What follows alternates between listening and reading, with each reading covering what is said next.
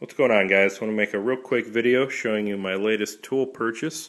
And this was actually a tool that I wasn't planning on purchasing for quite some time. I've actually recently just purchased a 3-phase knee mill, which I still need to make a video about. But I wasn't planning on purchasing a surface grinder for quite some time until I got this machine tooled up a little bit better. Still got quite a bit of money probably to throw at this thing. And then I wanted to start saving up for a lathe after the mill. But I got to looking on eBay the other day and actually found an auction for this machine. It was coming out of a local manufacturing facility.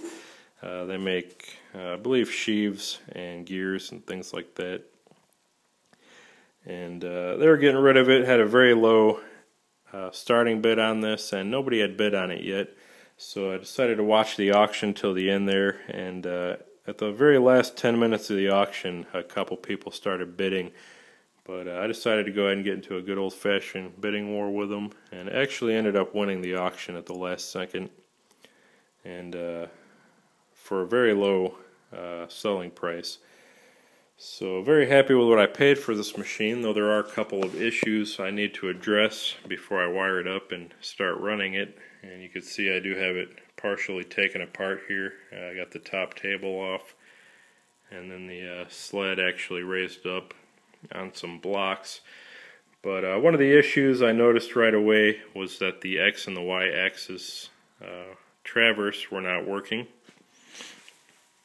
And that's these two wheels here. This is your X axis, slide your table back and forth. This is the Y to feed it in and out.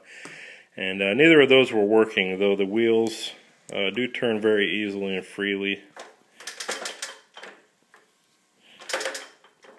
I did notice that the table wasn't moving, and it turns out that the problems seem to be a relatively simple fix. The X-axis is actually fed with this cogged belt here on a toothed gear or a timing gear.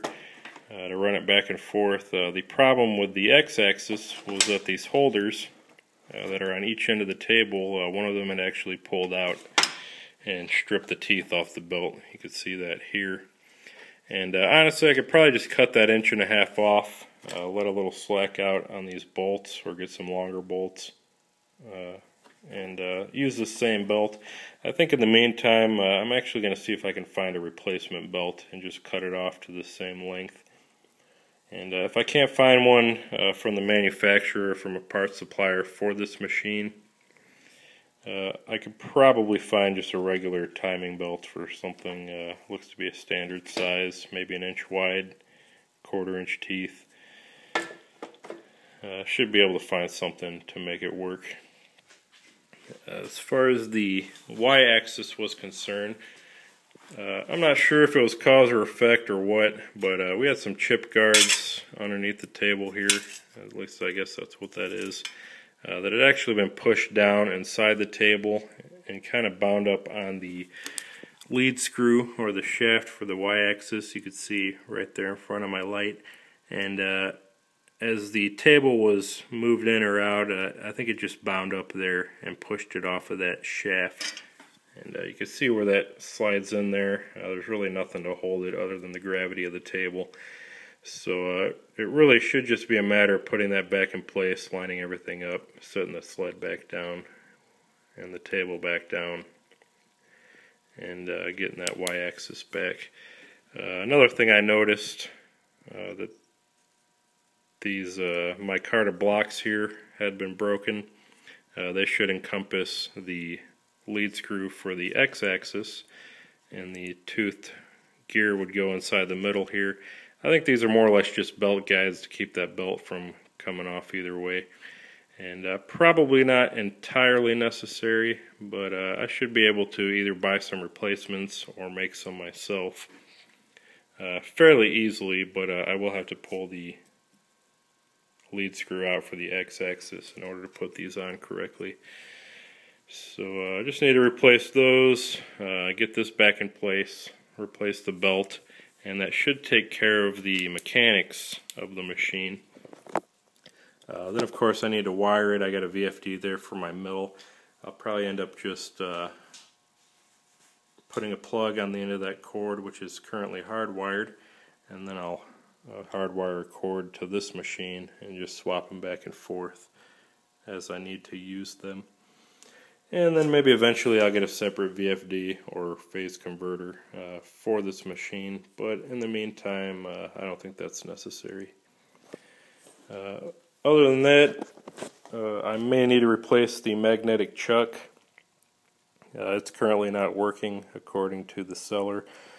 Could be anything from a simple loose wire on the power cord there to the loose wire contact in the box. Hopefully it's not something deep inside like a coil or a bad wire inside there. If it is, I'll probably have to scrap it. But it could be a simple fix, you never know. At least I don't know yet. Everything else though looks in very good shape. The ways look very good. You can still see the factory scrapings. Very little wear noticeable on these. You see a little bit of wear here or there. But overall, for the age of this machine, which is probably about 30 to 40 years old, I really don't think I could ask for better condition on those. You can see the original nameplate there. Flashlight's dying, but it's a Reid model 618P, which I think stands for a 6x18 magnetic chuck. And the P, I think, is for power table.